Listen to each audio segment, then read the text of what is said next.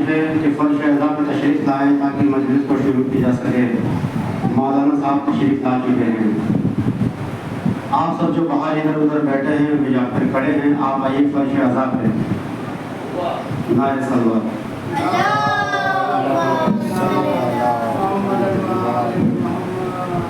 ماں کے حوالے میں سرکار بند پیش کرنا چاہتا ہوں کہ ماں کی آغوش میں وہ جام پیا ہے میں نے، ماں کی آغوش میں وہ جام پیا ہے میں نے، لب ہلے ہیں تو علی نام لیا ہے میں نے۔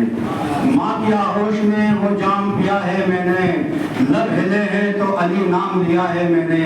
جب ملے قوت جنبش میرے ہاتھوں کو، جب ملے قوت جنبش میرے ہاتھوں کو، ماں کی گود میں شبیر کا ماتم کیا ہے میں نے، ماں کی گود میں شبیر کا ماتم کیا ہے میں نے۔ نعرہ صلوات۔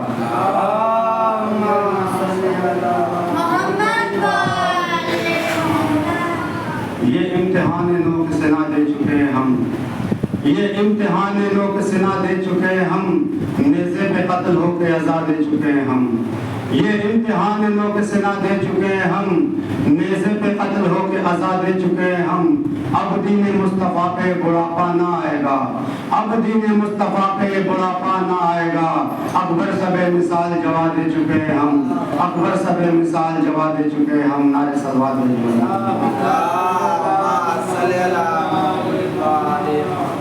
چند جملے مسائل کے پیش کرنے چاہتا ہوں سرکار، آپ سب کی سماعت کے حوالے۔ بابا میرا زندان میں دم گھٹنے لگا ہے، بابا میرا زندان میں دم گھٹنے لگا ہے۔ کانوں سے لہو جاری ہے، دامن بھی جلائے، بابا میرا زندان میں دم گھٹنے لگا ہے۔ ہو جاؤں رہا جلد میں اس قید ستم سے،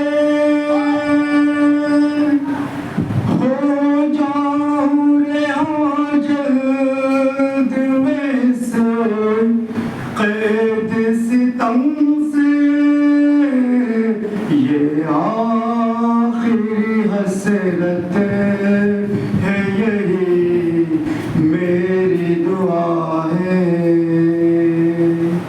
یہ آخری حسرت ہے یہی میری دعا ہے۔ بابا میرا زندان میں دم گھٹنے لگا ہے،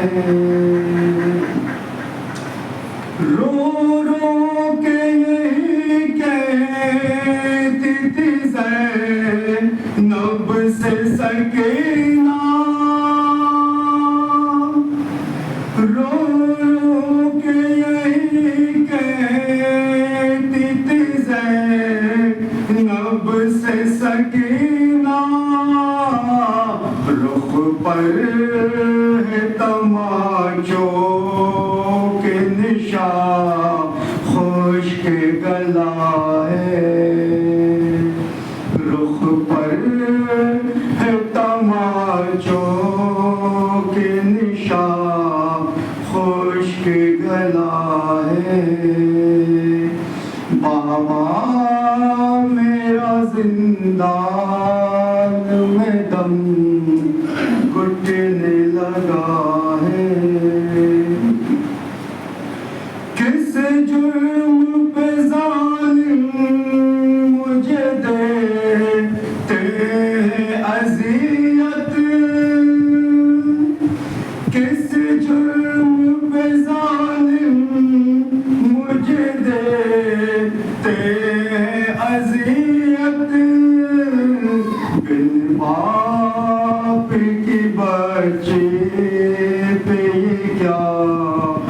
ظلم روا ہے، بن باپ کی بچی پہ یہ کیا ظلم روا ہے، بابا میرا زندہ میں دم گھٹنے لگا ہے، بابا کی جدائی مجھے جینے نہیں دے گی، بابا کی جدائی مجھے جینے نہیں دے گی، مر جاؤں گی اس قید میں یہ مجھ کو پتا ہے، مر جاؤں گی اس قید میں یہ مجھ کو پتا ہے، بابا میرا زندان میں دم گھٹنے لگا ہے، دفنانا مجھے گیل زمین دیکھ کے بھائی، دفنانا مجھے گیل زمین دیکھ کے بھائی، پیاسی ہوں بہت آب سے یہ میری گلا ہے، پیاسی ہوں بہت آب سے یہ میری گلا ہے، بابا میرا زندان میں دم گھٹنے لگا ہے، عمران کو کیسے سکینہ کا یہ نوحہ، عمران کو کیسے سکینہ کا یہ نوحہ، حاصل قلم کم ہے بیق کند زباں ہے، حاصل ہے قلم کم ہے بیق کند زباں ہے، بابا میرا زندان میں دم گھٹنے لگا ہے۔ آپ سب سے گزارش ہے کہ امام بارگاہ باب فریاد زینب میں تشریف لائیں تاکہ مجلس کو شروع کی جا سکے، اور مجلس کو خطاب فرمائیں گے عالی جناب مولانا جعفر مہندی خان صاحب۔ آپ سب سے گزارش کہ فرش حساب پہ آ جائیں۔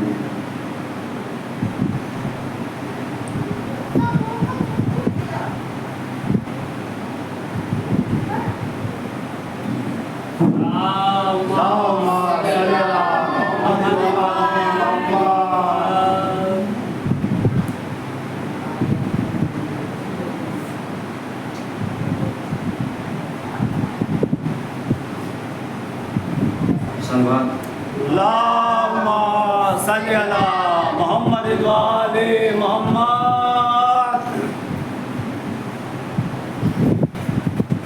اے مرزلہ دوا کی دوا ماتم حسین، اے مرزلہ دوا کی دوا ماتم حسین، اے مرزلہ دوا کی دوا ماتم حسین، مشکل میں بہترین دعا، مشکل میں بہترین دعا ماتم حسین، ہے مسئلہ دوا کی دوا ماتم حسین. تاریخ دیکھ عصر شہیدہ سے آج تک، تاریخ دیکھ عصر شہیدہ سے آج تک کر رہے ہیں عرض و سما، کر رہے ہیں عرض و سما ماتم حسین.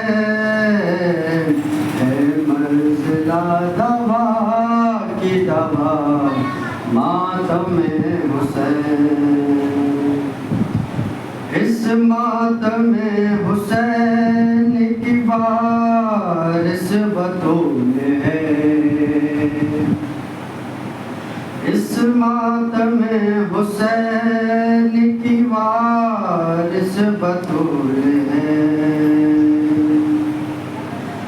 عرصے میں جس نے ہم کو دیا،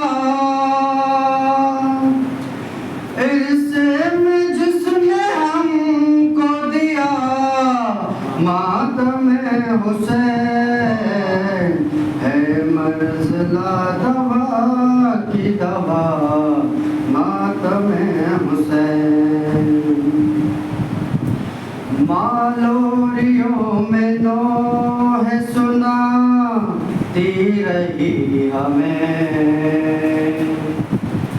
مالوریوں میں نوح سناتی رہی ہمیں. ہم نے تو اپنے ماں سے لیا، ہم نے تو اپنے ماں سے لیا ماتم حسین. ہے منزلہ دوا کی دوا ماتم حسین.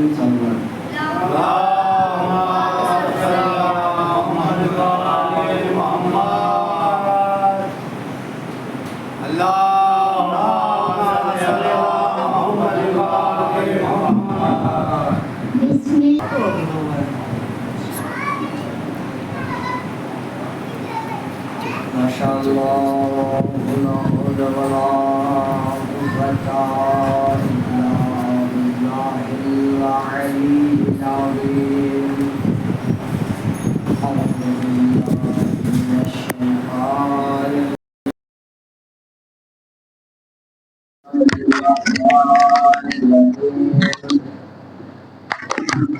الحمد لله الذي هدانا لهذا وما كنا لنهتدي لولا أن هدانا الله. لقد جاءت رسل ربنا بالحق الصلاة والسلام والتحية والإكرام على نبي الأمي المكي المدني الهاشمي الكرزي اللبتهي مولانا مولا الثقلين جد الحسن والحسين أبا القاسم محمد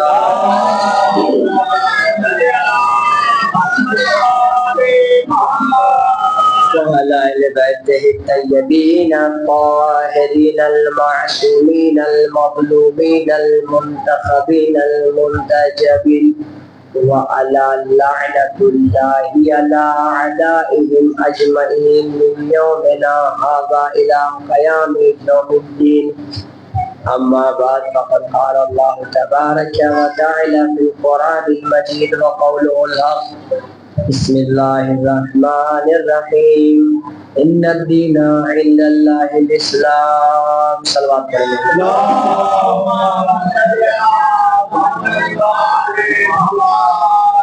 عزیزان گرامی معزز سامنے کرام مصطفیٰ ملت، اللہ نے مشکلات، خالق کائنات، خالق ارض و سما، خالق جہان، خالق آدم و خاتم، قرآن مجید میں یہ ارشاد فرما رہا ہے کہ میرے نزدیک دین اسلام ہے۔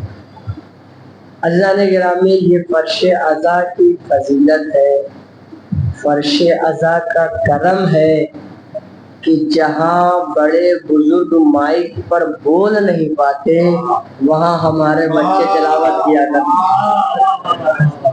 یقیناً یہ فرش عزا کا کرم ہے۔ اس فرش سے جو جڑتا ہے وہ حیات جاویدانی پا جاتا ہے۔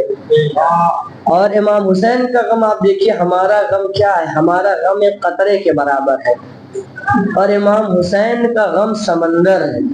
اور کیجئے گا، ہمارا غم ختم ہونے کے اس پر ہے کہ ہمارا غم ممکن ہے ختم ہو جائے، لیکن آپ غور کریں جب یہی غم سمندر سے جا کے مل جاتا ہے تو اب کوئی کہہ سکتا ہے کہ سمندر ختم ہو جائے گا؟ عزیزان گرامی، یہ واقعی فرش عزا کی عظمت ہے، فرش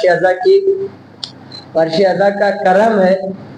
اور یہ آپ دیکھ لیجیے، دوسرے مذہب کی طرف چلے جائیے تو ان کو یہ سہولتیں حاصل نہیں ہے جو ہمارے پاس موجود ہے۔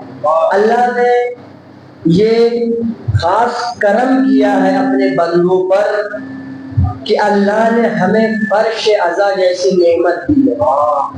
یقیناً اس نعمت کو ہمیں قدر کرنی چاہیے اور اپنی ذہنی سیاسی سے اس فرش عزا کو محفوظ رکھنا چاہیے، کیونکہ یہ فرش تربیت گاہ ہے، درس گاہ ہے۔ اور یقیناً یہ درس گاہ ہے، صرف ہم کہتے نہیں ہیں بلکہ ہمارے فرش پر آنے والا بچہ اس بات کا ثبوت دیتا ہے کہ یہ حسینی درس گاہ ہے۔ حضرت گرامی دیکھیے، آپ کو دیکھیں جہاں بڑے بڑے بزرگ سورہ الحمد مائک پر آ کر پڑھنے سے گریز کرتے ہیں، وہاں ہمارے یہاں چھوٹے چھوٹے بچے مائک پر سورہ الحمد پڑھتے ہیں، اشعار پڑھتے ہیں۔ کیا یہ فرش عزا کی عظمت ہے اور فرش عزا کا کرم ہے کہ سیدہ زینب سلام اللہ علیہا نے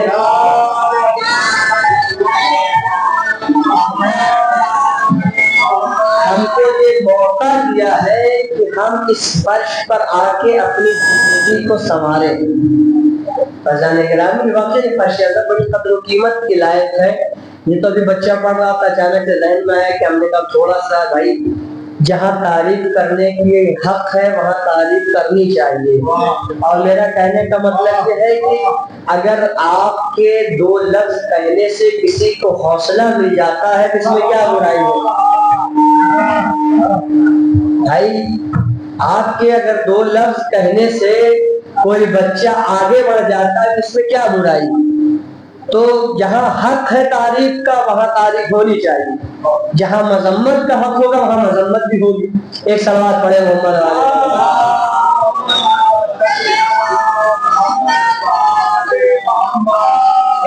گرامی، اللہ نے قرآن میں کہا ہے کہ میرے نزدیک دین اسلام ہے، تو اس بات سے واضح ہوتا ہے کہ اللہ کو اپنے بھیجے ہوئے سارے دین میں جو دین سب سے زیادہ عزیز ہے، جس کو سب سے زیادہ پسند کیا، اسے اسلام کہتے ہیں۔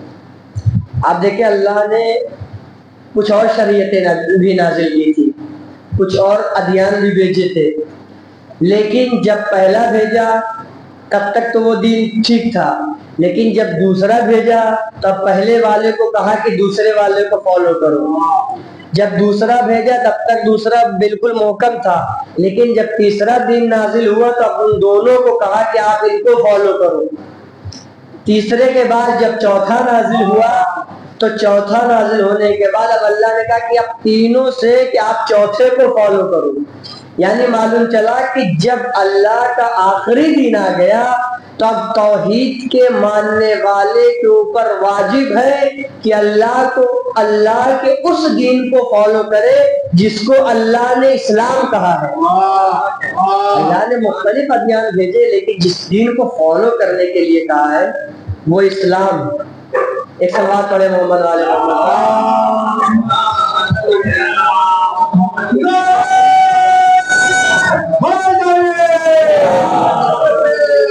اللہ نے کل بات یہاں تک پہنچی تھی فلسفہ اسلام میں سزا اور جزا. اب آئیے تھوڑا سا اسی بات کو آگے لے کے چلتا ہوں.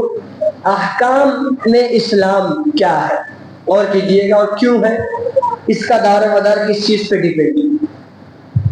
دنیا کے قانون احکام بنائے جاتے ہیں کسی خاص تدبیر کے تحت, کسی خاص منشے کے تحت, کسی خاص وجہ کے تحت, لیکن وہ قانون قاعدہ کسی کو فائدہ پہنچاتا ہے تو کسی کے حق میں غلط ثابت ہوتا ہے. لہذا کل جو حکومت میں تھا اس نے اپنے حساب سے قاعدہ قانون بنایا, حکومت بدلی, حاکم بدلا, اس نے اپنے حساب سے قاعدہ قانون بنایا, پھر حکومت بدلی, اس نے اپنے حساب سے قاعدہ قانون بنایا. لیکن صرف اور صرف دین اسلام میں خدا کا احکام یہ ہے کہ وہ چاہے کوئی بھی حکومت آ جائے, خدا کا احکام سب کے لیے برابر ہے. اور خدا کا احکام سب کے لیے برابر ہے. تو خدا کے احکام میں سب سے مین چیز جو ہے وہ عقیدہ ہے. عزیزان گرامی, عقیدہ یہ ایسا مسئلہ ہے کہ عقیدے میں اللہ نے تقلید کو جائز قرار نہیں دیا ہے. اصول دین میں تقلید کو جائز قرار نہیں دیا ہے. یعنی مثلا کیا کہ ہمارے ابا مسلمان تھے, ہمارے ابا نے کہا اللہ کو مانو تو ہم مانیں گے, نہیں. اللہ نے عقل دی ہے, اس عقل کے پیمانے پہ تولو, سمجھ میں آ رہا ہے تو مانو اور کیجیے گا. یعنی اب اس عقیدے میں تقلید جائز نہیں ہے کہ آپ کسی کی مراجع کی طرف رخ کریں کہ انہوں نے کہا ایسا مانو تو آپ کو ماننا ہے. نہیں, آپ اپنے عقل کے حساب سے مانیے, کیونکہ انسان کسی چیز کو ہاں کہتا ہے, اگلے ہی انسان اس چیز کو نہ کہہ دیتا ہے. یعنی انسان کسی بات پہ زور دیتا ہے, ضرورت سمجھتا ہے, تو دوسرا انسان اسی چیز کو غلط سمجھتا ہے. اسی لیے اللہ نے عقیدے میں تقلید کو جائز قرار نہیں دیا. سب سے بڑی چیز اور بنیادی چیز عقیدہ ہے. عقیدہ کیا ہے؟ کہا توحید, عدل, نبوت, امامت, قیامت. یہ 5 چیز ہے جسے انسان کو بذات خود ماننا ہے. اس کے علاوہ جو فروع دین ہے, نماز, روزہ, حج و زکوٰۃ, نیکی کی ہدایت, برائی سے روکنا, ان سارے احکام میں انسان محتاج ہے تقلید کا. اگر مختار بن سکتا ہے, کتاب حدیث روایت پڑھ کر احکام کو نکال سکتا, اس پر عمل کر سکتا تو بسم اللہ.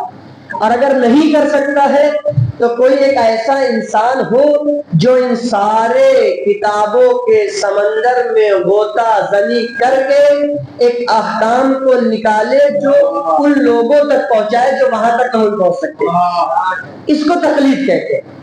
تو معلوم چلا عقیدے میں تقلید جائز نہیں ہے اور فروع دین میں تقلید جائز ہے. یعنی اصول دین میں تقلید جائز نہیں ہے, فروع دین میں تقلید جائز ہے. یہ ایک چیز. دوسری چیز عقل ہے. کہا انسان کو اللہ نے عقل دیا ہے اور ہر چیز میں پروردگار عالم نے کہا ہے کہ عقل کا استعمال کرو.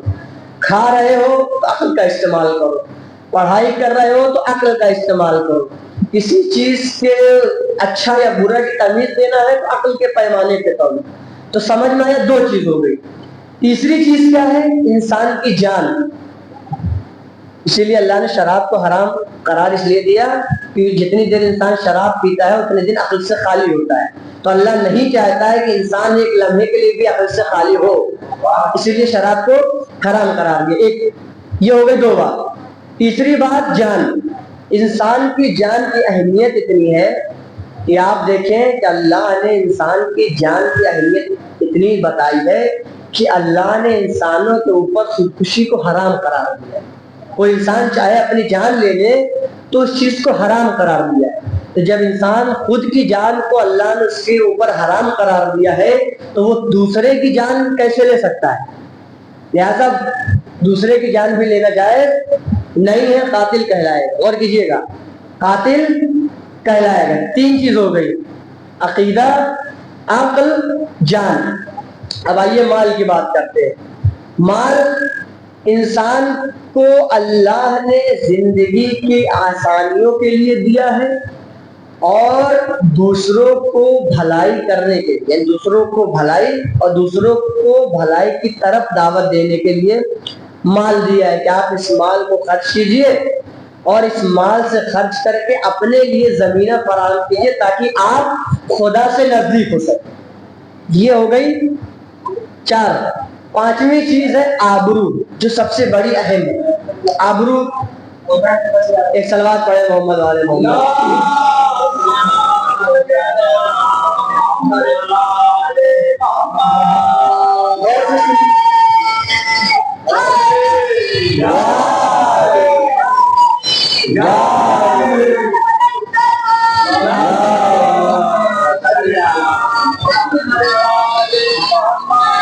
تو 4 چیزیں ہو گئی، عقیدہ، عقل، جان، مال۔ اب آئیے آبرو کی بات کرتے ہیں۔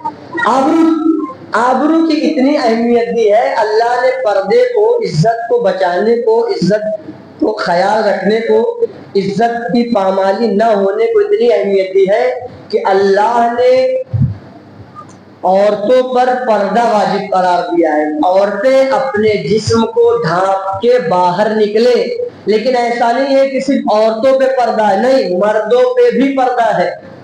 عورتوں کے اوپر اگر پردہ ہے کہ وہ نقاب میں نکلے تو مردوں کے اوپر آنکھوں پر پردہ ہے۔ اور کیجیے گا کہ آنکھوں پر پردہ ہے کہ ان آنکھوں سے کسی ایسی طرف نہ دیکھ لے جسے خدا ناپسند کرتا ہے۔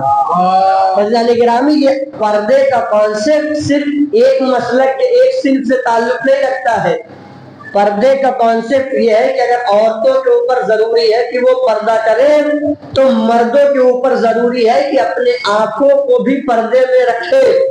اور کیجیے گا، پردے میں رکھنا آنکھوں کو اتنا اہمیت ہے کہ اللہ نے آنکھوں کو محفوظ رکھنے کے لیے 2 پلکیں دی ہے۔ اور کیجیے، 2 پلک دی ہے کہ جب انسان کی آنکھوں کی طرف کچھ آتا ہے تو سب سے پہلے محفوظ کرنے کے لیے پلک بند ہو جاتی ہے۔ اور کیجیے، اللہ نے اتنی آبرو کی اہمیت بتائی ہے۔ اور کیجیے آپ نے، تو کتنی چیز ہو گئی؟ 5 چیز ہو گئی، عقیدہ، عقل، جان، مال، آبرو۔ یہ 5 چیز ہر نبی کی شریعت میں رہی ہے۔ اور کیجیے گا، ہر نبی کی شریعت میں رہی ہے۔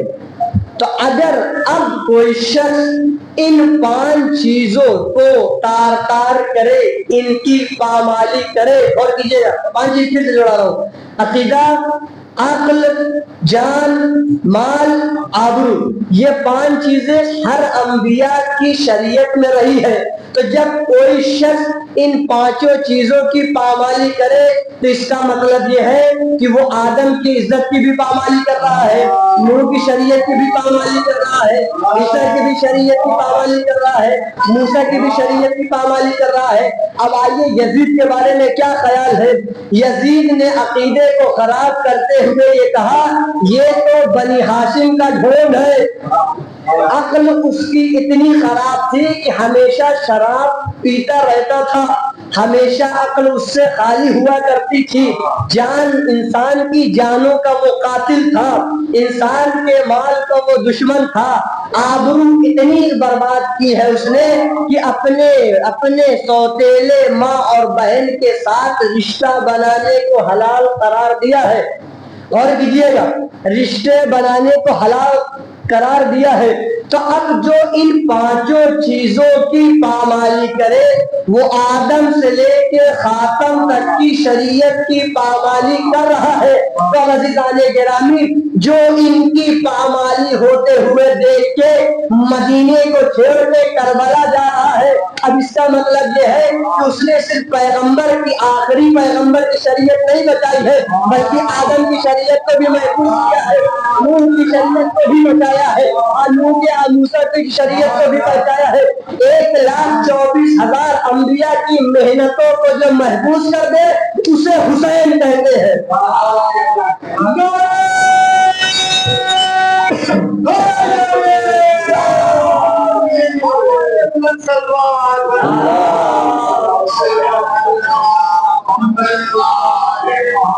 एक 1,24,000 अंबिया की जो शरीयत को महफूज कर दे उसे हुसैन कहते हैं।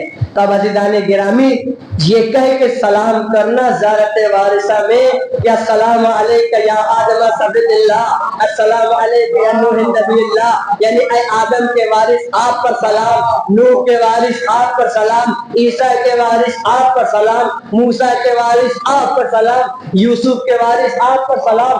1,24,000 अंबिया की मेहनतों और काविशों को जो महफूज करे वो सलाम का मुस्तहिक है।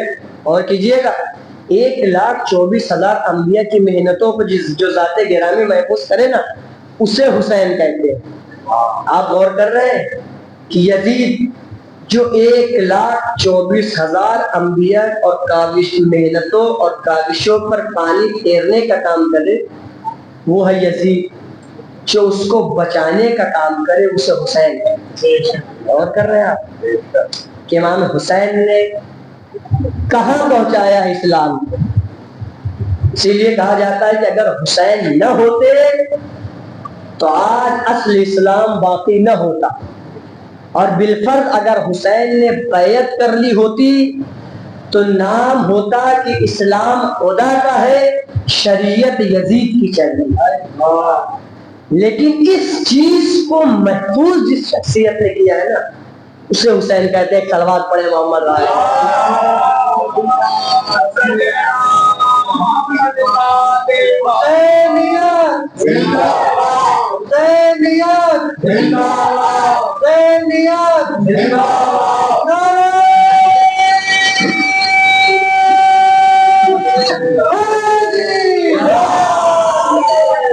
अल्लाह ने गिरामी गौर किया आपने, अकीदा अक्ल जान माल आबरू ये हर नबी की शरीयत से जुड़ी हुई चीज थी जिसे यजीद पामाल कर रहा है।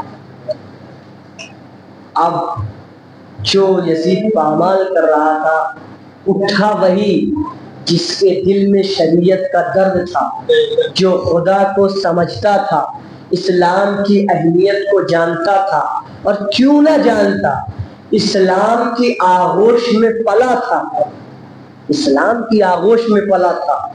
उसे मालूम था इस्लाम को कैसे महफूज करना है, कैसे बचाना है। अज़ीज़ान गिरामी इस्लाम ने दावत दी है इंसान को, फिक्र की दावत दी है। अपनी फिक्रों को तौलो, खोलो, सोचो कि क्या है इस्लाम, क्यों है इस्लाम, वजह क्या है इस्लाम, हदफ क्या है इस्लाम का।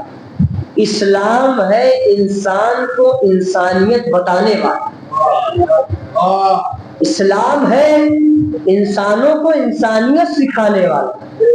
इस्लाम ने इंसानियत के परचम को बुलंद किया है। जो इस परचम के साए में आ जाए वो मुसलमान। मुसलमान कहने से कोई मुसलमान नहीं होता, वरना यजीद भी मुसलमान अपने आप को कह रहा। यजीद की तारीफ कल मैंने की थी कि बाप क्या थे, माँ क्या थी, कैसी आगोश मिली है, कैसी तरबियत पाई। जब ऐसी तरबियत पाकर कोई बच्चा यजीद बने तो ताज्जुब की कोई बात नहीं। तो अज़ीज़ान गिरामी यजीद बहुत सारे लोग हैं जो अपने आप को मुसलमान कहते हैं, लेकिन अमल से उनके अंदर इस्लाम की एक झलक भी दिखाई नहीं देती। भाई भाई के दुश्मन, भाई भाई के दुश्मन, हम गासिबान फिदक पे लानत करते हैं। इस्लाम कहता है कि जो अपने भाई के माल को गश्त करे وہ لعنت کا مستحق نہیں ہوا؟ جب آپ غاصبان فدق پہ لعنت کر رہے ہیں تو بھائی کے مال کو غصب کرنے والے لعنت کا مستحق نہیں ہوا؟ جب غاصبان فدق اللہ کے نظر میں ظالم ہے، غاصب ہے، تو پھر وہ جو اپنے بھائی کا مال کھا کے بیٹھا ہے وہ بھی غاصب ہے، وہ بھی غاصب ہے۔ ابھی آپ نے دیکھا ہوگا سوشل میڈیا پہ ایک ویڈیو بڑی وائرل ہو رہی ہے، جوانی میں بھائی کا مال کھانے کے بعد بڑھاپے میں آخری وقت میں معافی مانگنے آئے تھے، سب نے اسٹیٹس لگایا، سب نے لگایا، جس کا اسٹیٹس کھولو کیا لگا، بھیا جوانی میں بھائی کا مال غصب کیا، بڑھاپے میں بھائی سے معافی مانگنے آئے۔ یہ تو ان کی بات تھی، آپ نے اسٹیٹس لگا دی، اپنی بات بھی اسٹیٹس پہ لگائیے کہ ہم نے بھی تو فلاں کا مال کھایا تھا اور معافی بھی نہیں مانگی، ہم نے بھی تو فلاں کا مال کھایا تھا، معافی بھی نہیں مانگی۔ اس چیز کو بھی تو اسٹیٹس لگائیے۔ بڑا آسان ہے دوسروں کی زندگی کو اسٹیٹس لگا دینا، بڑا آسان ہے دوسروں کی زندگی کو اسٹیٹس پہ لگا دینا۔ وہی چیز جب اپنی زندگی پہ آتی ہے، اسٹیٹس لگانے کی باری آتی ہے تو منہ چھپائے پھرتے ہیں، منہ چھپائے میں پھرتے ہیں۔ غور کیجئے اسلام کیا ہے؟ پوری زندگی جس بھائی کو ذلیل کیا، آخری وقت میں اس بھائی سے معافی مانگ رہا ہے۔ پوری زندگی اپنے ماں باپ کو پریشان کیا، مرنے کے بعد ماں کا قدم پکڑ کے معافی مانگ رہا ہے۔ جب ماں کو خوش کرنا چاہیے تھا تب ناراض کیا، جب ماں کے جسم سے جان چلی گئی پیروں کو پکڑ کے معافی مانگا۔ اسلام تو یہ نہیں کہتا، اسلام تو یہ کہتا ہے کہ جب والدین نے تمہیں بچپنے میں شہنشاہ کی طرح پالا تھا، شہزادے کی طرح پالا تھا، تمہارا حق تھا کسے بڑھاپے میں بادشاہ کی طرح پالو، بڑھاپے میں بادشاہ کی طرح پالو۔ وہی بچے جو ہر بات میں والدین سے پوچھتے ہیں، جب نئے نئے بچے بولنے شروع کرتے یہ کیا ہے، وہ کیا ہے، وہ کیا ہے، وہ کیا ہے، وہ کیا ہے، تو وہی ماں باپ کبھی پریشان نہیں ہوتے ہیں، جھلاتے نہیں ہیں، وہ بتاتے ہیں بیٹا یہ چیز ہے، بیٹا یہ ہے، بیٹا یہ ہے۔ ہزاروں سوال ہوتے ہیں بچوں کے، لیکن والدین کسی ایک بھی سوال سے جھلاتے نہیں ہیں بلکہ انہیں بتاتے ہیں۔ لیکن والدین جب بڑھاپے کی منزل میں آتے ہیں وہ ہزاروں سوال کرتے ہیں تو وہی بیٹا جھلا جاتا ہے، اماں چپ تو رہیے، کتنا بولتی ہیں آپ۔ یہ حقیقت ہے، حقیقت معاشرہ ہے، یہ معاشرے کی حقیقت ہے۔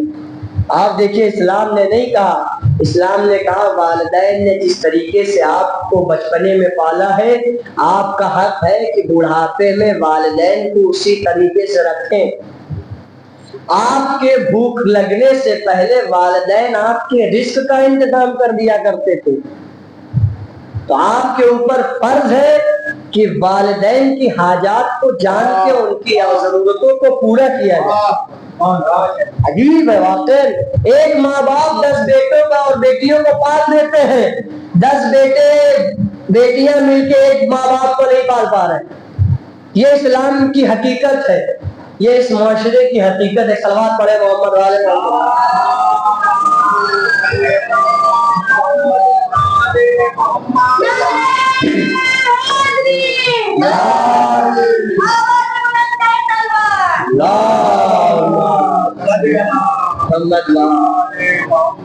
حقوق کا بڑا خیال رکھا اسلام نے، بھائی کا حقوق، والدین کا حق، پڑوسی کا حق، بھائی کا، بچوں کا، ہر ایک چیز کا اسلام نے خیال کیا، کسی چیز کو بھی تشنا نہیں چھوڑا اسلام نے، ہر چیز کا اسلام نے خیال کیا، چھوٹی سی چھوٹی چیز۔ اور ایسا ہی نہیں صرف خیال کیا، اگر انسان دوسروں کے بارے میں سوچتا ہے تو اللہ اس چیز کو عبادت بنا دیتا ہے۔ میں نے رسول کی سیرت اس دن بیان کی تھی، اب جناب سلمان کی ایک سیرت سن لیجیے، اس کے بعد وقت مسائل۔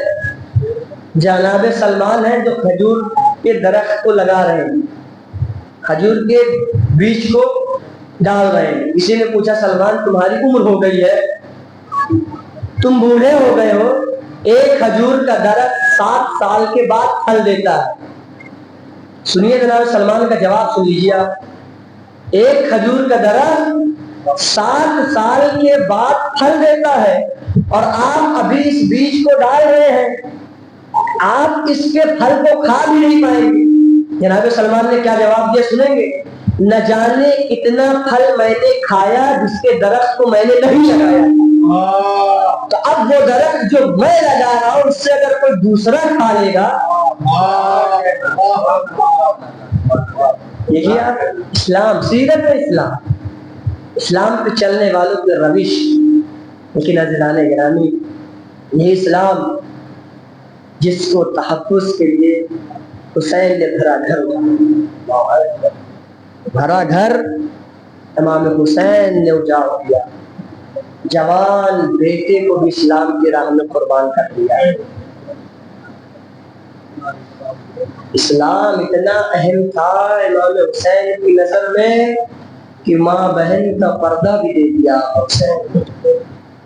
پتا ہے جب یہ قافلہ مدینے واپس آیا تھا, ایک روایت بس, جب یہ قافلہ مدینے آیا تھا تو جناب زینب کلثوم نے مرثیہ پڑھا تھا کہ میرے نانا کے مدینے ہمیں قبول نہ کرنا. جب ہم اس مدینے سے گئے تھے ہماری گودیاں آباد تھی, ہمارے والی و وارث کا سایہ ہمارے سروں پر تھا, ہمارے بچے سلامت تھے, لیکن جب ہم اس مدینے میں واپس آ رہے ہیں تب ہمارا کوئی باقی نہیں ہے. ارے لیکن سید سجاد نے مدینے میں داخل ہونے سے پہلے بشیر کو بلایا, بلا کے کہا ہے بشیر جاؤ مدینے میں یہ پیغام پہنچا دو کہ اسیروں کا قافلہ آ رہا ہے. امام حسین کا وہ قافلہ جو مدینے سے گیا تو وہ تشریف لا رہا ہے. لیکن ہاں عزاداران امام مظلوم کربلا اب بشیر ہیں جو مدینے میں جاتے ہیں صدا دیتے ہیں کہ اے مدینے والو مدینہ رہنے کے قابل نہیں رہا, حسین کربلا میں مار دیے گئے, حسین کربلا میں قتل کر دیے گئے. ارے یہ جملہ سننا تھا.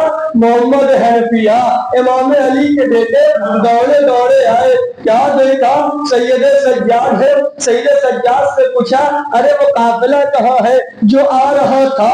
سید سجاد نے کہا چچا جان آپ نے پہچانا نہیں, میں سید سجاد. حنفیہ نے کہا ارے سید سجاد آپ کی تو عمر 34 میں 25 برس ہے, 25 برس میں کوئی باداری سفید ہوتی ہے کیا؟ 25 برس میں کسی کے بال سفید ہوتے ہیں کیا؟ تو جناب سید سجاد نے کہا ہے بھائی پتا ہے ارے ہماری ماں بہنیں کو سر ننگے شام کوفہ کے بازار دربار میں لے جایا گیا. ارے محمد حنفیہ نے جملہ سنا بے ہوش ہو گئے. سزا حنفیہ کتاب نہ لا سکے. جب محمد حنفیہ نے صرف یہ جملہ سنا تھا ارے امام مظلوم کربلا سید سجاد کے دل سے کیا گزری ہوگی جنہوں نے یہ منظر اپنی آنکھوں سے دیکھا تھا. ہائے سجاد کس قدر خون کے آنسو رویا ہوگا سجاد. ہائے حسین لعنت اللہ علی قوم الظالمین. انا للہ و انا الیہ راجعون. سیعلم الذین ظلموا ای منقلب ینقلبون. پروردگار محمد وعلی محمد کا واسطہ جہاں جہاں شیعہ حضرت قدام کی جان مال عزت آبرو کی حفاظت فرماتی. پروردگار محمد وعلی محمد کا واسطہ جو پریشان حال ان کی پریشانیوں کو دور فرمائے. پروردگار محمد وعلی محمد کا واسطہ جو ذات بیمار ہے خصوصاً حیدر بھائی و جملہ مومنین و مومنات جو بھی بیمار ہیں بیماری کربلا کے صدقے میں جلد جلد شفائے کاملہ و عاجلہ. پروردگار حجت آخر فرزند زہرا یوسف زہرا کے ظہور پہ تعجیل فرما. ہم سب کو ان کے اعمال و انصار میں شمار فرما. تقبل منا انک انت السمیع العلیم. کیا نام تھا؟ امداد علی, عمران علی ابن منظور علی. اللہ نے گرامی ایک مرتصل رحم 3 مرتصل اخلاص کی تلاوت فرما کے عمران علی ابن منظور علی کی روح کو وصال فرما دے. ان کا انتقال آج جو عقول میں ہوا ہے.